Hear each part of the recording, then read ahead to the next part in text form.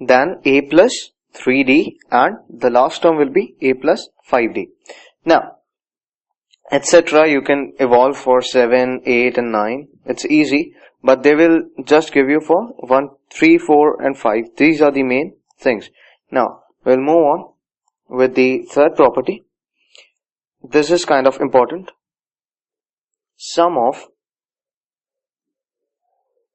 the terms of an AP equidistant from the beginning and end is equals to sum of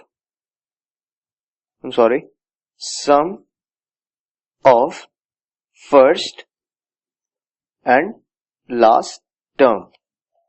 Okay, this is kind of important. Sum of the terms of an AP equidistant from the beginning and the end. Okay, this is the, let's say this is the beginning, these are the some terms, and this is the end. So the sum of these two terms is equidistant from the middle. Why is that? Because let's say it's just like a minus 3d, a minus d, a plus d, and a plus 3d, let's say, and also you have a plus 5d and a minus 5d. Now, sum of these two is 2a, sum of these two is also 2a, sum of these two is also 2a. So this is equidistant. Okay, so from the middle you can have two terms, which will be the sum of these two terms will also always be equals to the first and last term. So this is kind of an important property.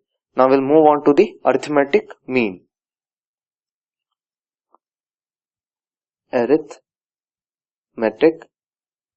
mean. This is also called mean, just mean, or you can say average.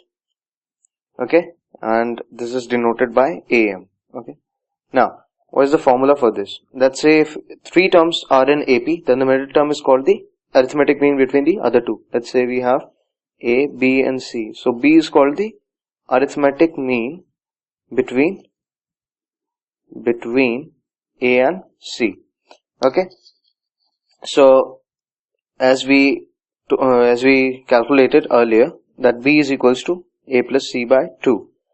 So the arithmetic mean will be just the mean in this case. Okay, A plus C by 2, or average of these two terms A and C. Now n arithmetic means between two numbers. We can have n arithmetic mean between two numbers.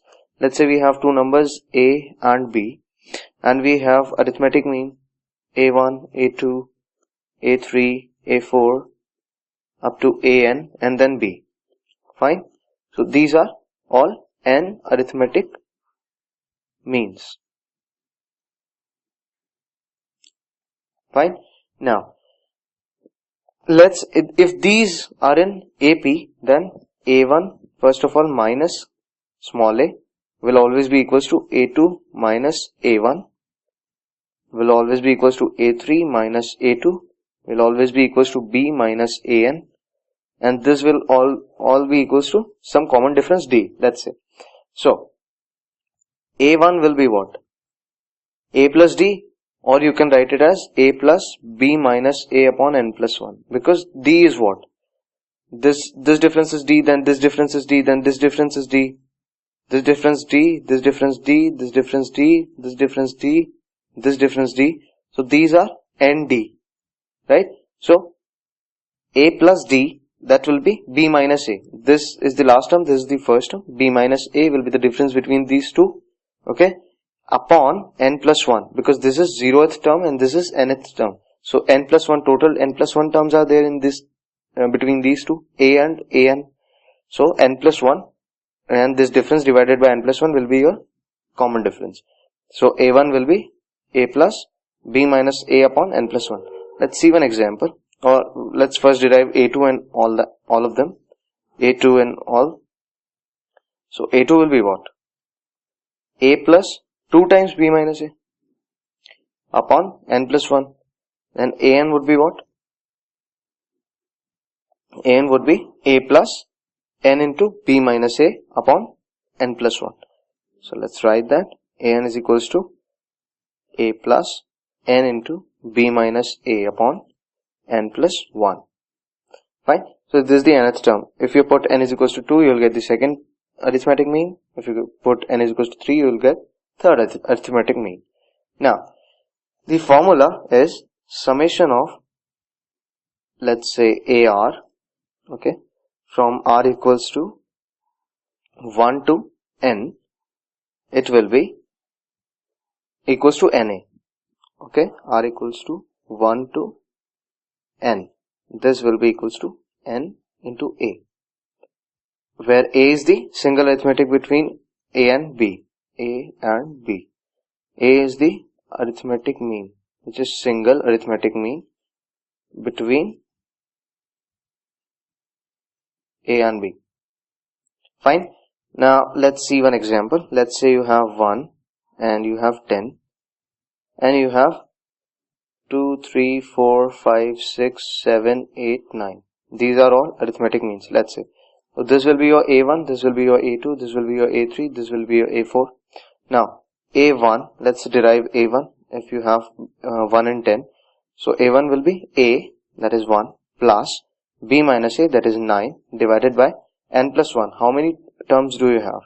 1, 2, 3, 4, 5, 6, 7, 8. That will be 9. 8 plus 1 is 9. Okay. So this will give you 2. So A1 is 2, which is true. So this way you calculate. They will not give you these numbers. They will just give you that there are, let's say, 8 arithmetic means between 1 and 10. Between 1 and 10. And you have to calculate all the 8 arithmetic means. So you will just calculate A1, A2, A3 up to A8. And you will get all the numbers 2, 3, 4, 5, 6, 7 and 8, 9 and okay. Those will be your arithmetic means. Now I will progress on to geometric progression.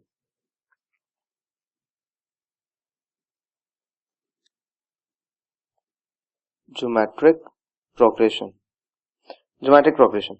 Let's say you have AR square, AR to the power n. This is a GP or geometric progression. This is a GP and A is equals to the first term, of course, because A is the first term here, and R is the common ratio. Fine, because AR upon A, that will give you R. Similarly, AR square upon AR, that will give you A, that will also give you R. So this is the common ratio shared by these GP, terms of this GP. Now, the nth term for this GP, let's calculate this GP's nth term, the nth term. Nth term will be AR to the power n. Fine, AR to the power n minus 1. Because the first term is A, second term is AR, third term is AR square. So you can see that AR to the power 0, this can be written as AR to the power 0. So when you put n is equals to 1, the first term will come as AR to the power 0. Hence this is the nth term. Now, sum of the first nth term. This is kind of an important formula. Sum of the first n terms, that is Sn, will be given by, this will be given by A R to the power n minus 1 for this series, AR to the power 0, AR1, AR2, AR cube up to AR n minus 1. Okay, sum of these terms. This is the nth term. Okay, so AR to the power n minus 1 upon R minus 1, or this can be written as 1 minus Rn upon 1 minus R. Any sign you prefer. This is when R is not equals to 1.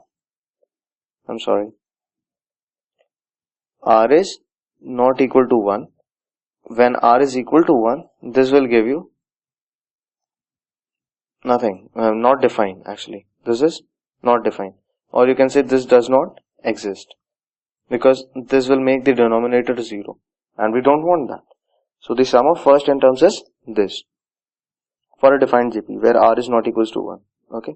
Now, we'll move on to the next one, which is the sum of infinite GP. This is also important formula. It has been asked in JEE many times.